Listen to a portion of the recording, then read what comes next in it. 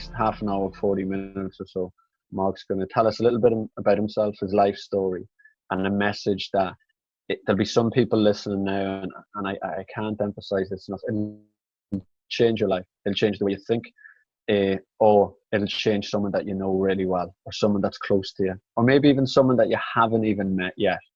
But the advice and the guidance that you're going to get over the next half an hour is just it's mind blowing and it's life changing. And then at the end, Mark will be very, very he'll wait on and be very open to any questions that anybody has. So over to you, Mark. Really, if you'd like just to give a little introduction on who you are and what you're about. Sure. Yeah. Well, thank you for that. I'll try not to let anyone down after that lovely introduction. My name's Mark, and I'm the founder of a group called Open Up Cricket, and I'm aware that not everyone in the conversation will be cricketers or cricket fans, but what we do has resonance across all sports and across life in general, I would say.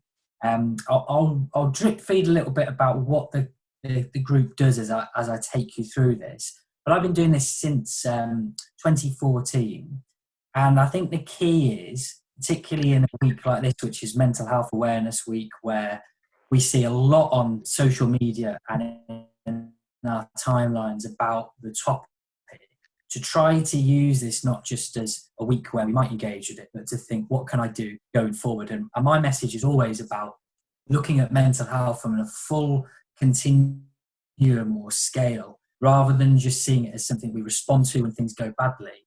Looking at it positively and proactively. And in any of the sports that we play, the mental side of it is a huge factor. In cricket particularly, but I speak to people in rugby, football, athletics, all of that kind of stuff. And the area where they feel their players can make the biggest steps forward is through the mental side of it. So mental health also includes mental skills and includes techniques that you can use for that. So I'm going to start off by going through some things there which will be relevant to that, and then unravel the story as I go along with it. So I'm going to share my screen, so you're not just looking at my face as I'm talking about this, but I'll dip in and out of it. And then at the end, if anyone does have any particular questions, then pop them in the chat or stick them in as we go along with that. So then, let me try and work out how to use a computer. Here we go. Okay, so this is us. Mental wellbeing and suicide prevention through cricket. And by the end of this short bit, I'll hopefully have got across to you not only why I do it, but the benefits that it can have, not just in the sport, but elsewhere. And this morning, really, we've got some strategies for sport and life. And these can be particularly based around whether you're playing the sport or in anything around it, anxiety, pressure, and stress that can exist. So some strategies that can help you deal with that as you go forward. And these will be both cumulative approaches, things that you can work on over time, you'll have to have a bit of patience with, but also some strategies that are instant. You could drop into something you do this afternoon or tomorrow. And these are based around our 5 ways to well-being. If you were looking at mental health from the perspective of healthcare, the NHS, or any health organisation in the world, they promote 5 key ways to well-being. And I always think that sport, my sport, cricket particularly, but any will do, has the ability for us to tick off every single one of those ways to well-being, stuff that we already do. So if we're diligent students of our game, we always keep learning. We don't just think we've made it, we keep moving on and on. If anyone's been watching, I'm sure they have, The Last Dance with Michael Jordan. The feature there is that what he kept doing was learning and all the players around him. Sport also requires us to be active, and the physical exercise element to mental health is absolutely crucial. But in team sports and even in individual sports where we have a wider team, the give bit is really important. We help each other, we support each other, and that embeds really good mental well-being. And the connections that come from that are, for me, the most important thing of the whole piece. But what we'll talk a little bit about as well is this idea of taking notice, how through sport we're able to check in with things that are going on around us. We're looking maybe not just at ourselves, but going outside of ourselves to find ourselves being able to just notice things where previously we might be going 100 miles an hour and not stopping to do them. So if anyone's writing anything down, I'd say some of the tips I'm going to suggest, just see where they might fit into any of those 5 headings. And the best ones, generally the examples that fit across a number of them all at once. But I'll go in here for you. Commonly, and just to say as well, my day job is, I'm a teacher. So when I'm in work, I'll be, at the moment, like you guys, doing stuff, learning online, trying to adapt to a different situation. And to begin with, it is nice not to have to go into work. Everyone's probably going to have to admit that. It's nice to not have to commute or whatever. But after a while, it can be challenging to work out what your routine is. So something that I say to cricketers, and this can be applied to anyone, is thinking about what our routine is. Thinking about what we can control within that, which is helpful for us. So what do we make time for? And how do we do it? Everyone's going to be different. You might have, like I've got here, an A4 sheet where I've got down for each hour what I'm doing and what that links to. Other people might just want to know in their head what they're doing. But when routines are different to usual, it can be really disorientating. People can be looking at where they'd usually be and thinking, how do they keep up with these things? So I think having the intent is really important. What's proven by a lot of studies is writing down your goals or what you're going to do makes you up to a third more likely to achieve them. So even just that act of putting it down, you're holding yourself to account a little bit more. And that can help you organize your mind and get you going in the direction that you want. But at a time like this, and a time like any actually, do we schedule time for things that are good for us? Do we just try to cram in as much work as we can and things that we're required to do? Or can we make sure that there is an hour, half an hour, where we're just doing something that's good for us? In mental health, people talk a lot about self-care. And this is just as important as any other things that you do. Because if you're not feeling good, how can you help others? How can you fulfill the things that you're saying you're going to do? So whatever that is for people, making sure in our routine we get that put in. Going for a run, spending time with family, anything that you do which helps you feel good. Make that a part of your routine. And the top sports people in the world, of course, have their routines down to a T, pre-match routines as well, rituals that they'll go through. And we might look at it and think they're a bit odd or a bit weird, the way that they do it. They'll have the same meal, they do these things. But that's all about creating conditions that can be replicated, that you have control over. One of the big themes of my talk here is about working out what we can control and what we can't control, and where we should have our focus as a result. So getting down those goals, and they don't have to be massive ones, like an Olympic gold medal. It can be something working towards that, daily goals of things that you want to do. And one of the players that I was speaking to last week, New Zealander, was saying for him, some days he'll start off and he'll write down a massive goal, like he's going to beat his personal best for a 5K, or he's going to do 100 of this or something like that. Other days, he might just be saying, my goal today is to actually make sure that I switch off or I spend time with family. And then as he ticks them off, he feels like he's achieving them. I was told before that you had some input from Tyson Fury's S&C coach. And if anyone's ever listened to Tyson Fury's podcast with Joe Rogan, if you have, you'll know how good it is. If you haven't, I'd say go away and do it at some point. And he talks in that, Fury, about how his goal setting and his targets helped him incredibly to overcome difficulties he's had with his mental health, to give himself something to aim for. And of course, what we can do as well, as part of this, one of the basics but that gets overlooked is think about where our exercise is coming from. The quickest link to good mental health is through physical health. We can get the results instantly. When you've exerted yourself, you've done something physical, whether it's a brisk walk, a run, a game of squash, you feel afterwards how good it is for you. You feel the endorphins pumping around your body. And this is the way, I mean, this isn't how the science exactly works, but it's your body's way of saying, brilliant, we needed that. And it's rewarding you.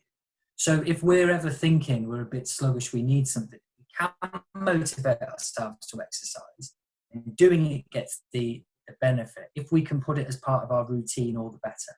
I know at this stage, if my students are anything to go by, sleep's a difficulty. It generally is for people of all ages. It's often overlooked for how important it is because we do it every day. But some things to think about with sleep, if anyone listening is struggling, particularly with a new routine and not having to be up at the same time as they would be. These things have generally worked for myself, but also a lot of the other people that I work with. The key is, I'd say 4 keys that you can try.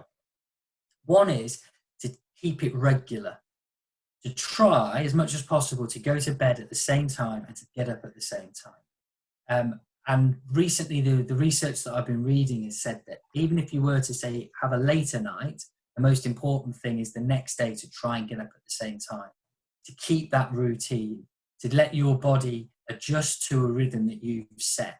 Because if we're going to bed and getting up at all kinds of different times, our body then is not going to adapt as we'd like it to. But if you're anything like me, you might have times where you get to bed, you're being good, you're saying, I'm not going to stay up and watch that film until silly o'clock. I'm going to get into bed, I'm going to go to sleep. And as soon as your head hits the pillow, the light's gone off, you're just looking up at the ceiling, bolt upright, and you can't nod off at all. The temptation there is to fight it and to be thinking about, I'm really annoyed that I can't get to sleep, and saying to yourself, I need to get to sleep. Well, that is doing the opposite of what you want to do. It's getting you more and more worked up. So get out of bed, have a little walk around, pick up something that's really boring to read, and then try again. And try to direct your focus away from the fact you're not sleeping to just preparing yourself to sleep. And 2 ways that can help with that in the first place are keeping a journal or a diary, writing down what is in your head. And I've done this over the last few years, and I'd struggle to get to sleep, and then I'd be thinking about running these things over in my head. I've got a pad of paper next to my bed, write down what I'm thinking about. And then that gets it out of my head onto the sheet. And sometimes once I've read it back, I think, why am I worrying about that? Or the next day I just say to myself, right, now I'll attack this, now I'll do that.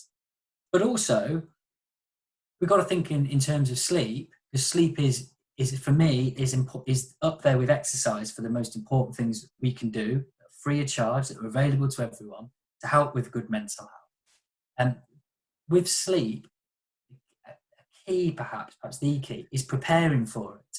If we're expecting our bodies to be able to go from whatever we were working on during the day, being high intensity, focused, to then switching off straight away, we're not going to get good quality sleep. So spending the last hour before you go to bed on a downward curve is really important. And that can be built into your routine. For me, I go to bed at 10 o'clock, I'm getting on a bit. But for others, it might be you go to bed a bit later, whatever it is. That last hour can be reserved for saying, how am I going to get myself gradually towards going to sleep? Am I going to dim the lights? Maybe don't look at my phone because the light it emits in the last half an hour or so. Maybe have a bath, cool yourself down, have a milky drink, something like that.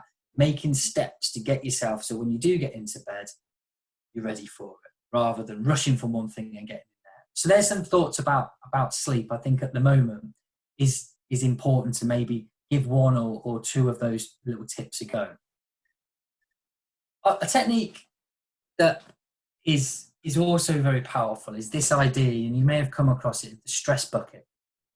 If we become more aware of what it is that we find stressful or difficult, it's then easier to fix it and to deal with.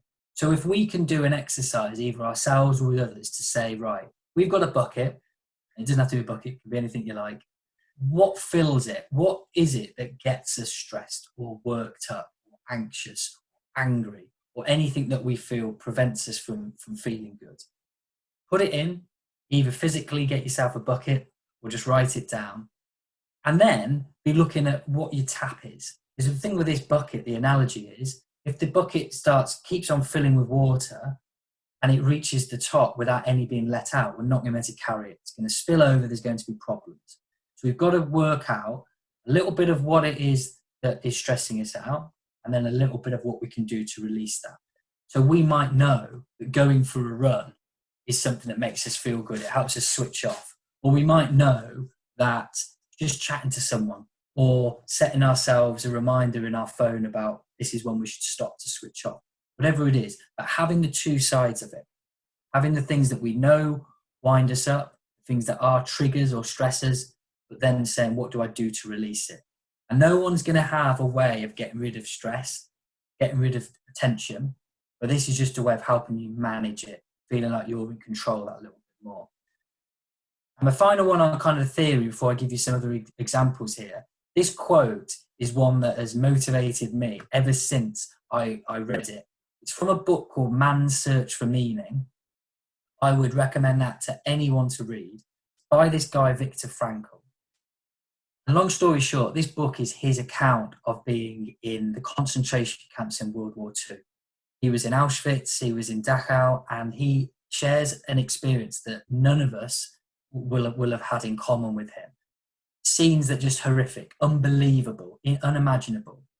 But his big theory that he came up with as a result of this was the people around him that managed to find a way through to survive were the people who had a reason, who had a why to live. And they could bear almost anyhow.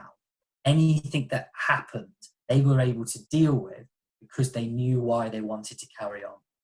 Now, that is perhaps quite a dramatic example compared to sport or lives that don't have those kind of things in. But our experience is our own. We can't say, oh, it's not difficult just because we're not in his situation. But knowing why we do something, having that centre is so important. So if it's sport, taking a moment to reflect and say, why do I play football? Why do I run? Why do I play rugby? Why do I play squash? Then, when it gets difficult, you've always got that to go back to. And the All Blacks Rugby Union, their mental skills coach, was talking a couple of years ago about how for his players, the greatest resilience for them to bounce back from difficulty is loving the game, because they know why they play it, because they enjoy it, they do it for those reasons. So that is certainly something worth thinking about, maybe linking that to goal setting as well and saying, right, well, what are my goals? Are they based on things that I know are the reason I play? So my goal is to play this many games, and my goal is to get this achievement, but because of my why that I play it. Okay, I'll not rush through, but I'll go through some other ideas here and then give you a little bit about why I've come to be interested in this kind of thing. So we've got our 5 ways to well-being there. I think in this time, people can do these techniques and see the benefit very quickly. I won't do the grand reveal of this. This is quite an odd picture. You think I've put this in and I've made a mistake. This is Mark Waugh, who was one of the great Australian batsmen. His thigh pad, his protective equipment, he has on it there a stick man and the name of a team for every time he scored a first-class 100. So he's got 40 of them or so on that thigh pad. And I remember hearing about this when I was a kid growing up in the 1990s and thinking, oh, that's fine, yeah, that's interesting. But now I know why he did it. It makes so much sense. Mark Waugh was wanting to give himself a reminder of when he's done well, of producing for himself a boost when his confidence was perhaps a bit low, or he had some self-doubt, or he had some difficulties going into a game. So for him, as he was pulling his trousers up, before he was going out to bat to take on the best players in the world, he could look down and say, I've done this before and I can do it again. So I think in this time where we're not involved in our sports in the way we usually would be, we could use that really constructively to create our own highlight reel and have some fun with it. We've all got the technology now to produce little video clips, slideshows, anything like that, even something old school written down to say to ourselves when we might be in situations that have a bit of pressure. I've got this. These are things that I've done well. And that's in sport or anywhere else. Josh Butler, one of England's best players, has a message to himself written on his bat handle. I'm not going to repeat it because it's rude, but for him, it's a perfect reminder of, again, a little bit of a mix of why he plays and the fact he's done it before. So we can all think about where we might develop our highlight reel, how we could do that, how we can give ourselves a link back to the positives. And this exercise, this is MS Dhoni, a godlike figure in Indian cricket. And he talks about how there's certain things he can control and he wants to move himself towards that rather than the things that he can't control and are outside of his remit. So the exercise that I've done with a lot of players over the years, we were doing with the county academies earlier this year, is just a really simple one. Couldn't be simpler. Got your pitch, and I think most sports can be a similar shape. You've got your pitch, and in the middle, for the game, what can you control? And then anything else goes outside of it. Could be done for study as well, could be done for work, could be done for anything. But we're just putting down in the middle what we can control. And what you get surprised by the first time you do it is how few things actually go in there. And how much of the stuff around the edges we think we can control, or we get worked up about, or we focus our attention on, but actually we have no control over. So if it's cricket, it might be people worrying about the weather, it might be about the umpires, the opposition. You can't control that. So stick it outside and try and get your focus on the things in the middle. Like, for example, your routine that you can control, your exercise, your patterns, your goals, things that you've got some agency over. And this is linked to two brilliant concepts for good mental health and fitness, is acceptance and commitment. So what we do with that previous exercise is we accept what we can control and what we can't control. We accept that. And we don't have an argument with ourselves. We get to a point where we say, I know I can't control that. But we commit to what we can do. So it's not just being passive and putting your hands up and saying, I've got nothing I can do about this. It's moving towards the commitment of saying, well, what can I do? And a nice way of looking at this is, you're thinking about what acceptance is. The weather's a classic one in Britain, isn't it? We could be saying about raining, oh, I wish it wasn't raining. Oh, I've left the washing out. It's going to get wet. It's awful. It's ruined my day. Or we could just say, yeah, it's raining. And then move on to committing, saying, well, what could we do? What can I do? And that is a technique that can take a lot of time to master, but even straight away, just starting to look at that, thinking about where our energy is, can be very effective. Okay, you've got, I think, 3 more here before I tell you a little bit from the other side to finish up. I'd imagine everyone in this conversation, to one extent or another, has times where they are their own worst enemy, or they're their own biggest critic. And you'll have a conversation with yourself in your head where you're having a go at yourself, you're disappointed with the way things have gone. And you're speaking to yourself in a way that you would not speak to a friend. So this exercise is just to catch yourself when you're being really negative with yourself, when you're being really down on what you've done, and ask yourself within that, how would you treat a friend? If you made an error in sport, missed an open goal, or you've dropped a catch as you're going over for a try, or dropped a catch in cricket, and you're starting to give yourself absolute murder, ask yourself, how would I treat a friend? And then use that mental agility of stepping outside of what you're thinking and trying to look at it another way to say, well, maybe I should speak to myself like that. Mental Health Awareness Week this year is based on being kind.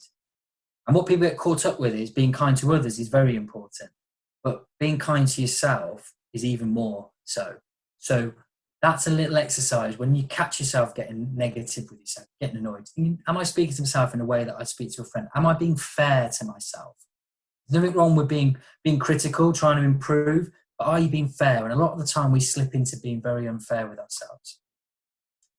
So the third very simple one, I've mentioned earlier the importance of sleep. I mentioned also exercise, which we're of course all familiar with, but breathing is something that people often overlook because we do it all day long. We do it without noticing. But the most common technique that I found from sports people and to help them manage their nerves is breathing exercises. You can imagine this going back to when you were young and someone might have said to you, just count to 10 before you do anything. I had a bit of a temper when I was a little kid, so I was always being told by a teacher, count to 10, we'll stand in the corner and count to 10. And what, of course, that did was give you away from it, but also to get yourself a bit more composed. So with some of the breathing exercises, Sachin Tendulkar there is doing it through yoga, but They really are worth investing in, even if it is just a case of breathing in and out, counting your breaths to 10, and repeating that as much as you need to. This has the benefit of not only reducing your heart rate, which then in turn can help influence how quickly your thoughts are going, but it also helps your skills of focus and concentration. In any sport, in any part of life, being able to apply ourselves just to one thing at a time is the crucial thing. So using a breathing exercise, which is obviously freely available, can help us to practice that. We want to be good at anything, we practice it. It's just the same with these mental skills, and the breathing, I think, can be a core of that. One that I would say to try is the 4-7-8 technique. And that is you breathe in for 4, really deep breath, in for 4 seconds, hold it for 7, and then slowly breathe out for 8 seconds. If you do that a repetition of 3 or 4 times, you can't fail to see how it's made a difference in just calming you down. And that's something you've got in your locker that you can bring out when things are difficult, saying, I can do that breathing exercise. It's about then something you've got control over. Okay, I've whizzed past a couple that actually I'm going to give this one a go. Something I thought about earlier this week, with it being Mental Health Awareness Week and kindness being the one. Random acts of kindness are something which can benefit your mental health as well as someone near to you. So what I've encouraged players that I've spoken to this week to do is write a letter to someone saying thank you for what they've done for you. This has a number of benefits. One for you is that you practice gratitude. You practice being grateful and looking for the good. And that is a skill as well. You might think that you're negative. You might think that people around you are negative. Well, a way that we can address that is by practicing being more positive, seeing the good. So writing a letter to someone saying thank you for their influence on your life or your sport is a way of doing that. It also connects you with someone.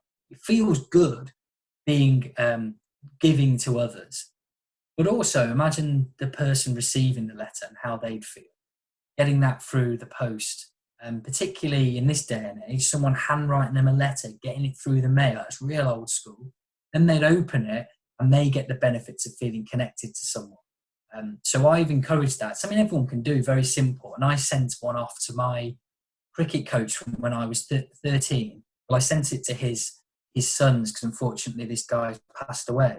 I sent it to his sons saying, can I just say to you, in the absence of Javid, thank you so much for what you've done for me, for instilling a lifelong love of my sport. And I got a call back from him saying, that was something that he's going to treasure and put with the other stuff that he does to remember his dad. So, that's humbling for me. It's humbling for him. So that, I think, is one, just see how that feels by giving that a go.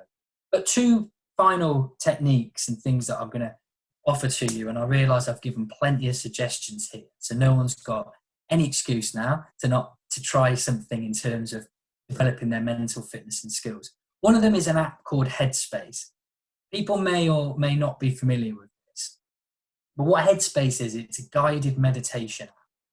Meditation is something that we might have heard of, we might have thought about it from a perspective of it being linked to Buddhism, it being something where you get into sort of a trance. And for some people, that's what it can be. But for us, the sports people, it is simply something that can help you switch off and concentrate. 10 minutes a day, where it's guided for you. Most of the content initially is free, and then it's a few quid a month. Guaranteeing you 10 or 15 minutes a day where you're looking after your mind.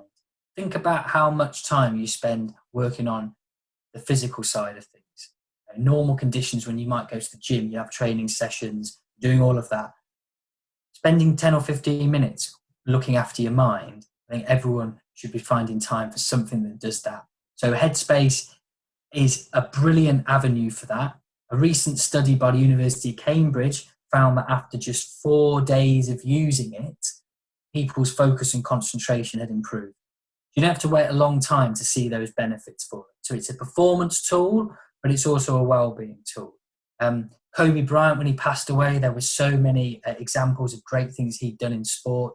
But you look at any of the accounts of people who work with him. Phil Jackson, his coach at the Los Angeles Lakers, said Kobe's game was based on his skills of mind based on his meditation. The final app, which is all free, which is based on that gratitude that I mentioned earlier, is Grateful.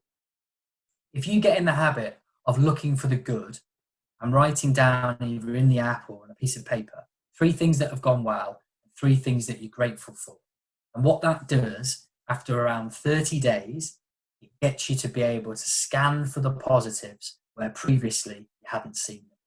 And that's, as a skill, as a life ability, is completely priceless, to be able to put a positive slant on things and look for the good.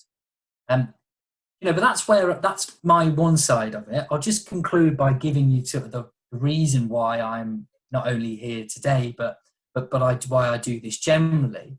We've talked a lot there about things that you can do to look after your mental health, that can improve it, that can be for mental fitness and skills in that area. And if that's all that people are interested in, then fine, fantastic, because that's a big part of sport. But for me, I came at this from the other end of the mental health continuum. We've got at the top what we've been talking about. We've also got this sliding scale, and we're all on it. We've all got mental health. It just depends whether it's good or it's bad or it's in the middle. But the decline was what made me have an interest in this. So all these things that I've mentioned, I've now become aware of, I've studied, I've worked with lots of people on it. But if I was to go back to 2007, a long time ago, my final year of university, all of this stuff was so far away from me. And what I was experiencing then were textbook examples of poor mental health. And I characterize it by saying it was just summarized by loss. So for me, it was a loss of interest in the things that I really enjoyed, sport and otherwise. Also just a general loss of hope that I thought the low mood that I was having was never going to go away. That's what I was condemned to. And then a loss of sleep with that, loss of appetite, loss of concentration, loss of control with my emotions. I'd find myself getting very angry in situations, also feeling very guilty when I'd left them, which reinforced the fact that I didn't want to be around people. So I withdrew, so I had that loss of contact. And then as things got worse and worse and worse, the negative thoughts became much more intrusive. So I was thinking more about myself in completely negative terms. And by this stage, I'd cut myself off as much as possible. I'd stopped caring about anything. Didn't get out of bed, didn't want to get dressed, didn't want to go to uni, didn't want to see anyone. And it reached the point where this pain had obviously become physical as well. I had pains in my shoulder blades, any of my joints, I was just aching, and this was overwhelming. So what I found in May of that year was that I couldn't cope with the pain any longer. And if that was a physical illness, I think I would have realised if I had a pain that was so bad I couldn't cope with it, I'd have got help. But I didn't. I made the decision in that period when I was 21, when I should have been looking ahead to graduating from university, should have been looking forward to what job I was getting, where I was going in life. For me, that was it. None of that was going to happen because it was the best thing I thought, that I wouldn't be living any longer. So at that point, I was making plans to take my own life, and I was obsessed. All I could think about was dying. Now, when I say that now, all these years later, it's like I'm describing someone else's experience. And one would hope that having been through that, I would have then had a jolt and I would have found myself getting better. But the reality is I spent most of my 20s experiencing similar symptoms of what I later realised was depression. And I only really got it sorted out because of another prompt that happened in my life. So those kind of symptoms that I've mentioned, the drastic changes in my life, also happened in the experience of a friend of mine. It's pictured on the screen here. My friend Alex, who I played cricket with, who was at my club in Liverpool, Sefton Park, Alex also had similar experiences. The difference was, in December of 2012, when things became too much for him, when the pain became too much, Alex did take his own life. And as a result, myself and his friends experienced a loss that we'd had no preparation for, and we just didn't think would have happened. I'd always thought of something like suicide as being something that happened in the movies, or Kurt Cobain was an example. It was completely out of our experience, and it created more questions than it did answers. And the question that I've asked myself a lot since is, could I have done more? And the answer is, unfortunately, yes, I think I could have done. If I knew more about mental health, I knew more about how it can be looked after, how it can be improved, how we can actually talk about it because it's interesting and it's helpful, then maybe, just maybe, I might have been able to help my friend and not have the situation that we were in. But Alex's experience is not the only one. It's the biggest killer of men under the age of 45 in the UK. Kills more people than murder, road traffic accidents, or cancer in that age group. Yet we don't know it. We don't talk about it because it's a word that people shy away from and think it's awful and it's dreadful, and it is. But I can tell you from experience, when you're in the position where you feel that that's the only option and no one talks about it, no one's there to say we need to help people, it makes you feel even worse and think you're even more messed up. So by the time I reached 2015, having had the experience of losing Alex, when I had some of my symptoms coming back round again and I was starting to get towards the very worst, I then realised, no, I can't be another victim to this. So I did get the help then. But my message to everyone is, why on earth would you wait and have these 8 years of dealing with it in some way or another when the tools that we have to look after our mental health, but also to get help if we need it, are there? 1 in 4 people will have a mental health problem in any given year. It's not uncommon. If I was to say 1 in 4 people have a back problem, we wouldn't think that was weird or unusual because everyone's got a back. We've all got a brain, so it can go well and it can go not so well. And I think 2 things I'm going to share here before I conclude are where we can get help. And these are obvious, I'm sure, to people, but let us just be clear that the doctors, your GP, the NHS is there just as much for your mental health as they are your physical health. Over half of GP appointments are for mental health concerns. They certainly know what they're doing. If you're worried about yourself or someone else, people like the Samaritans are there to lend an ear, because talking about it is difficult when you're feeling absolutely dreadful. We should be talking about it more across the whole piece. But if you're in, or someone you know is in that position where they need someone, Samaritans or Karma there. And there's an app down there at the bottom, Hub of Hope, founded in Liverpool a few years ago, that has links to different resources and things in your area that can help with that as well. So one final little pointer that I'd give people is we can all go away and do something for our mental health and fitness, all the things that I've mentioned at the beginning, and I will get an email across to Mark to share with people with some of those resources. But everyone can also do something at the other end. This Zero Suicide Alliance training takes 20 minutes to complete and gives you that bit more confidence to be able to help someone if they were in the very worst position they could be in their life. So I would also advocate that to people there. But for now, I've been talking for quite some time. So I will stop sharing my screen. And if there's any questions or anything like that, I'm happy to go through them. But I will just say thank you for your time and for listening. Fantastic, that Mark. A brilliant insight into, I think, first of all, your strategies, coping mechanisms. For me, that writing down your goals is fantastic. And as you were talking, I was writing it down and writing down my goals for today. I think it's just such a simple strategy, and it just makes us. I like the word accountable, but you're accountable to yourself. And I often think being accountable to yourself is the best person to be accountable to, because your own standards are higher than anybody else. And then your own personal story, which is, this isn't born out of something that you've just picked from left field, or you think I know a little bit about this. You've suffered, you've seen a family suffer, you've seen somebody, one of the strap lines that one of our tutors, I think Anthony, put out this week was "Tomorrow needs you."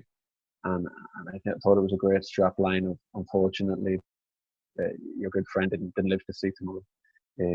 So I think there's 1 or 2 questions in. Mike, can you just come back in on this? If that's all right, can you pick up? Yeah, so we've got one question at the moment from Ethan Davis. And he's just mentioned there that a lot of our students, when they finish the course, they go and work abroad. So we've got good connections in America, Sri Lanka. and Qatar, other countries around the world. And for them, this could be the first time they ever leave home, and they could be going away for relatively extended periods of time, and obviously leading to a bit of homesickness and worry about that. Have you got any sort of recommendations you could give for people to sort of deal with the homesickness and that big change in sort of circumstances for that period of time? Yeah, I think that's a really good question, and it affects everyone. Some people adapt to moving away much quicker than others. I think one of the things I've picked up over the years from speaking to people about this is to try where possible to immerse yourself in where you're going. So it might be difficult to begin with, but to try and do something which connects you to your new location. It's very tempting if you are moving away from home, of course, to keep contact with loved ones and people close to you back at home, and certainly do that. But trying to do something that connects you to where you are, rather than your focus always being about where you aren't. So a little bit linked to what I said about what you can control versus what you can't control. What you can control then is when you get to somewhere and you're feeling, okay, and you're excited. You've maybe got that nervous energy. Seeing what you can do to make some connections there. If it's going to university, then it can be joining a society or sports club. If it's going for work, then just seeing within work what might be available there.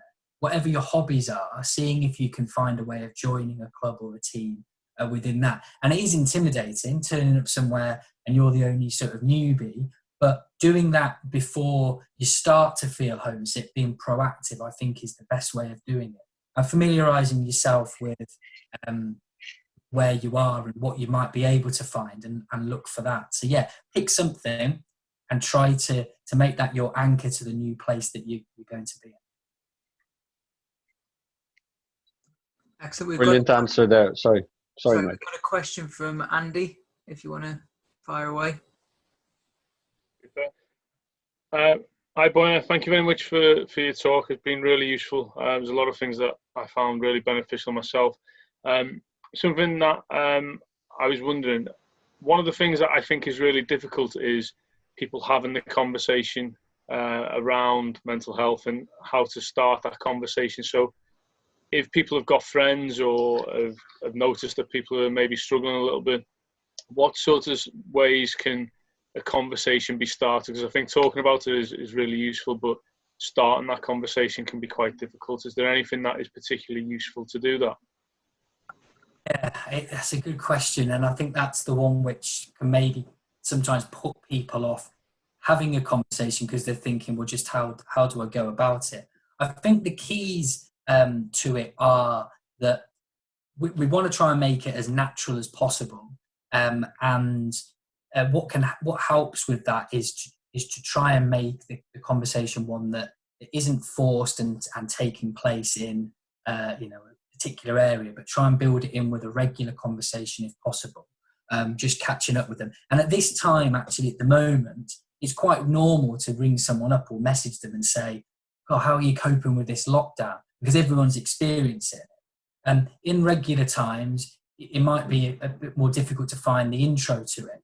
But having something to start the conversation, and maybe feeding them a little bit by saying, I'm struggling a little bit with this, how are you? So giving them that little bit of permission to talk about it. And then I think the key afterwards is to keep the door open.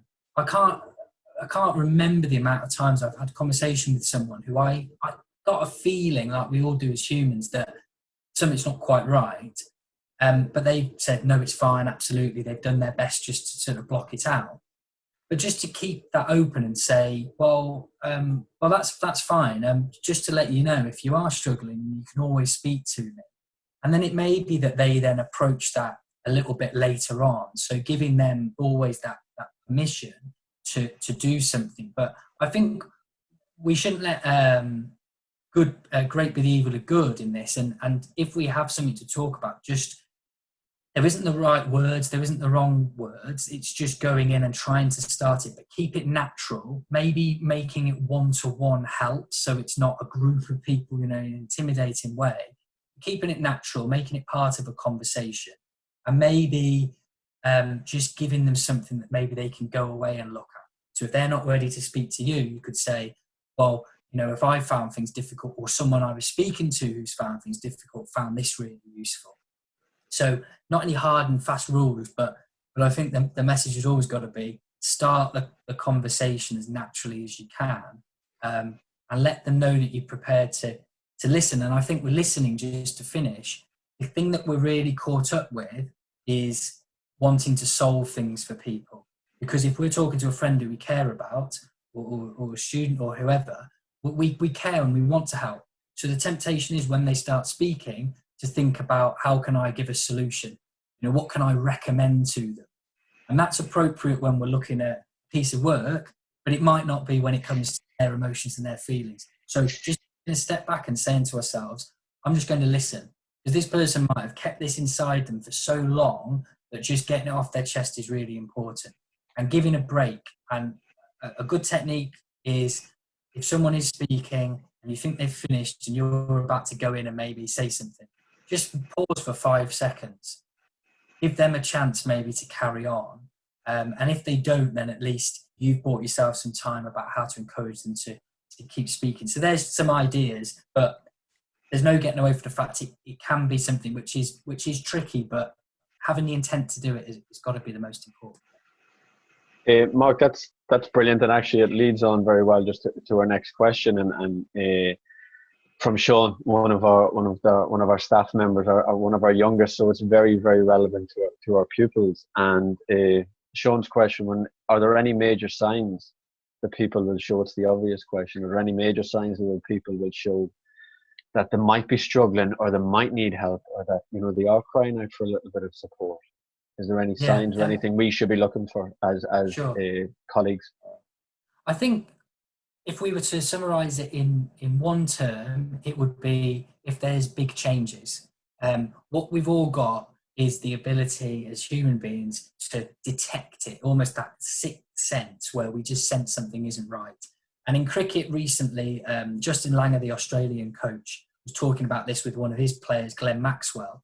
He was observing Glenn in training and just got the feeling that something wasn't quite right. And that prompted him to have a conversation, just say, how are things? So we can get that sense and maybe trust that sense if we feel someone's a bit off, they're not themselves. And it doesn't have to be about a disorder that's happening. It could be they're just having a rough week, and chatting to someone will help them get through that quickly. But otherwise, the most typical signs will be within people around some of those things that I mentioned around the loss. Like, so a consistently low mood where they find it hard to shift that. A lack of interest in things, and withdrawal would be the three there. So if someone's going to drop off the radar, it's easy to make excuses and say, oh, they're just in a mood, but maybe just investigating that a little bit further, as well as if they're reporting, or you can see that they're clearly having a lack of sleep, or their appetite is affected, or their concentration or their processing. I remember in my case, I actually found it quite difficult at the worst point that I was at to be able to speak, which sounds really dramatic, but I wasn't able to process things in the way that I would, because my brain was so unwell that actually being able to formulate my sentences and speak fluently was affected. So that might be more of an extreme end of it. But any of those big changes about how someone is, and perhaps even, you know, the change in their appearance, they might have sort of reached a point where they're so apathetic they're not too interested in that side of things. So yeah, looking at those, I think would be the basis of it. But trusting our instinct that if we feel something isn't quite right, being happy to speak to someone. And it's not about us saying, oh, have you got this, I've got that. Just saying, is everything okay? You don't see yourself. Do you want to talk about it?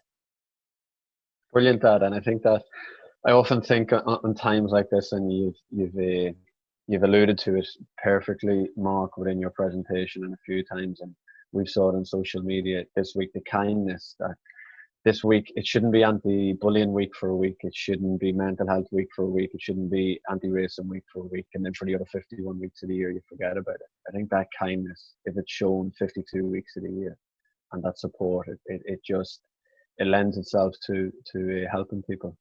And on that, we've that's all our questions in. I'd like to thank you very, very much on behalf of the team, the wider team, the pupils, the parents that have come in. It's just been extremely, extremely rewarding, and to see someone that's been there, hit rock bottom, as in many aspects, both in your own life and a very close friend's life, and be able to come through the other side and help people is just, it's very inspirational.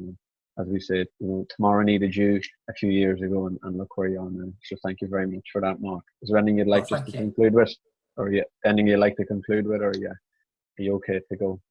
No, that's it. I think just for everyone, thank you for your time and for listening. And I think on the theme of what you've just said there in terms of tomorrow needs you, the thing which has always kept me going in when I've had more recent struggles was this idea of just knowing and trusting that it gets better.